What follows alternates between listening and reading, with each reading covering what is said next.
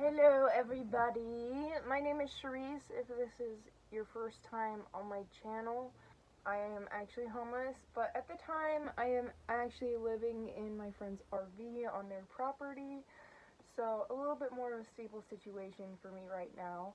So, last night, I had a really intense nightmare where I was being stalked and somebody was trying to kidnap and murder me, and I ended up stabbing them in the dream, and super fucking terrifying. But at some point, it was actually interesting because at some point, a guy came along and ended up saving me and defeating this stalker person, and was just like, I was like, how did you why did you show up? And he was just like, some witch lady came to me and told me a specific time and place. She gave me the address, said that you need to be there to save somebody, basically, and I showed up.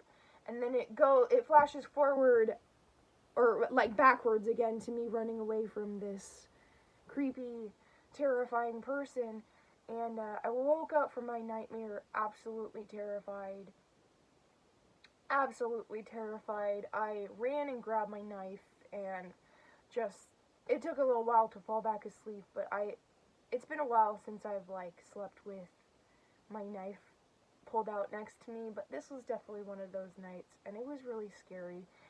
And I just wanted to talk a little bit about something that I've struggled with, my personal mental health, as well as one of the most difficult parts of being homeless for me. Okay, it's fucking hot here.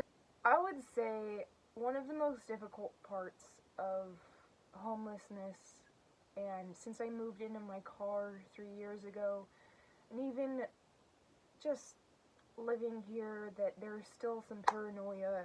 I've dealt with really intense paranoia for many years. I've dealt with a lot of anxiety, really severe anxiety, since I was a kid, and paranoia has been one of those things that I've been dealing with a lot over the past years, and has gotten really intense since I did move into my car a few years ago. Very intense. Honestly, I think that has been one of the most difficult parts of being homeless as a single woman, is not feeling safe. When I first moved into my car, I moved to Humboldt, and if you know anything about Humboldt, there's a lot of stories, and there's a lot of creepy, fucked up shit that happens. There's a lot of people that go missing there.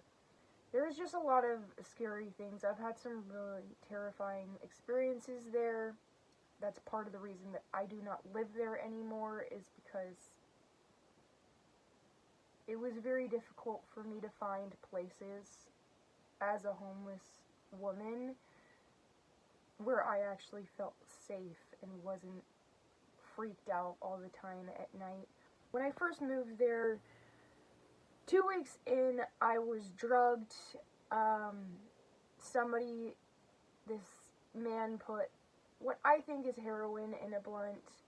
I've never done heroin, but I used to fuck around with methadone for a little while, and it felt the same. Methadone, if you don't know, it's basically like the legal version of heroin. What they generally give heroin addicts to get off of heroin is they give them methadone. It's the pharmaceutical version, basically. And I used to do methadone for just a couple months, but I was smoking pot with this guy in a very private place who I had only met a few times, and he was offering me work, and basically I got super high, and I knew that it wasn't just weed, and my intuition was literally screaming at me I must have been definitely protected by some angels, because this is the first time that a voice has been so loudly you need to leave now, get out. And I ignored it, and and then I started feeling myself get really high, more high than I've ever been off of just weed. And I was like, I need to get out of here. So thankfully, I had my car. I drove away to a very public river spot, and I went down to the river because I was thinking maybe I'm just so anxious right now. Maybe I'm just having really intense anxiety and paranoia. and I sat there on the riverbed and just got ridiculously high to the point where I couldn't really walk. Started to like come down a little bit, walk back to my car, locked all the doors, and just like slumped in the seat. And that happened 2 weeks into me moving into Humble, and a few weeks after moving into my car. So really terrifying experience. That person who did drug me stalked me for a little while, and very terrifying. I lived in Humble for about 2.5 years before I moved to where I am now. And yeah, basically after my dream last night, I have been dealing with really intense paranoia.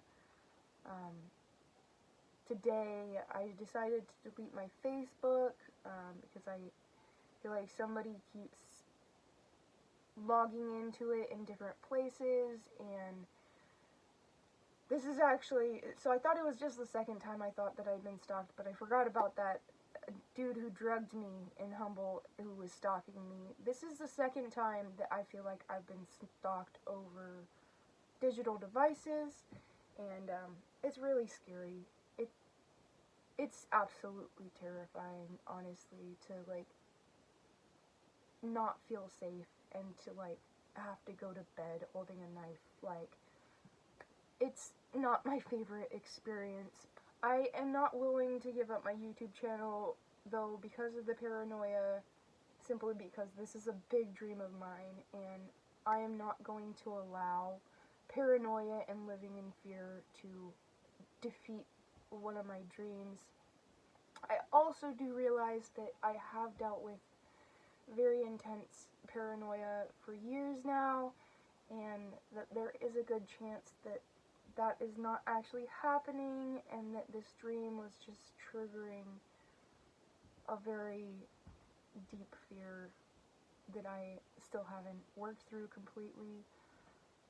So that's been kind of grounding to me, knowing that I've have this mental health struggle at times, this paranoia and anxiety. So I'm kind of hopeful that that is the situation. But yeah, I just wanted to share that with you guys. Jeez, I'm just going through a lot right now. Honestly, like, waking up in the middle of the night and being so terrified. Like, I haven't really had a boyfriend in a long time. I've been single for almost 2 years now, and I have been mostly single for 7 years. I've only dated for about 7 months in the past 7 years. And waking up in the middle of the night being that terrified, like, I was just sitting there thinking, like, God, this would be so much better if I was waking up next to a man that I knew would protect me and I could feel safe next to ease my paranoia and anxiety. And, you know, like, a part of it just, like, brought up that desire even more. And I'm not just going to get into a relationship with somebody so I feel safer, but I realized that that is definitely something I want. I don't need saving.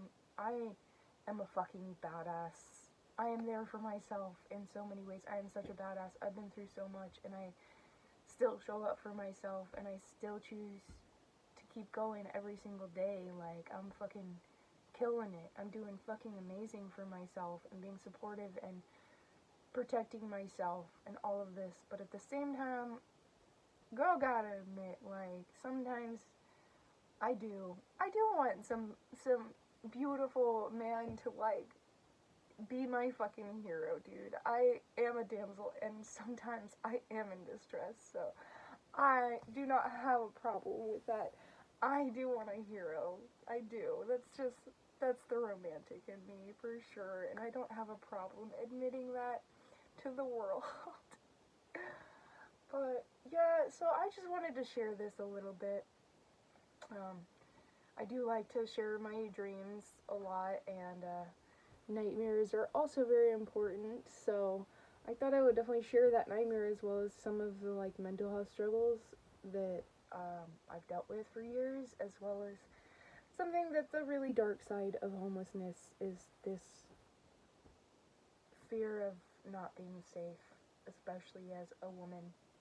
I appreciate all the love from my family and friends and the support that I receive and the encouragement that I receive. I am honestly feeling a lot better tonight already from how I felt this morning and last night, waking up from that nightmare. I've definitely grounded myself a lot, and you know, I don't want to live in fear. I don't want to live in fear, and I realize that I might deal with these things sometimes, but I don't have to let them control my life. So yeah, thank you guys for listening. This has been an interesting thing to share, but I appreciate any encouragement and love from anybody watching it, and I hope that if you deal with these types of things yourself, that you know that you're not alone, and wish me well on finding a partner who's gonna sweep me off my feet, because I'm fucking down to be with somebody who is going to actually be protective over me, since I have been in a lot of situations with men specifically where there has been more abuse than actually protectiveness, and I deserve something better than that. You know, I haven't really experienced a lot of that. I am really grateful for, I have like 2 main guy friends that are very protective and so loving and kind to me, and I'm so grateful for you guys immensely. If you're watching this, you know who you are. I fucking love you guys to death, and thank you for being a part of my life and showing me what I deserve in the relationships that I do have with men. Yeah, so thank you to the men in my life who are protective over me. I appreciate it, honestly, because I've been through a lot of trauma and abuse with men, and it's nice to receive the opposite in relationships in my life. So yeah, that's all I'm gonna share in this video, guys. I feel like it's an interesting, it feels like a weird video to me, maybe because it's like a weird vulnerable thing where there's not really, I'm not making any spiritual, metaphysical, philosophical point out of this. I'm just kind of sharing something about my homelessness journey and mental health journey. So yeah, thank you guys once again for watching, and I hope that you have a fantastic day and beautiful night, and that you have amazing dreams that make you wake up feeling fantastical, because that's what I'm hoping for tonight. Alright, good night, guys.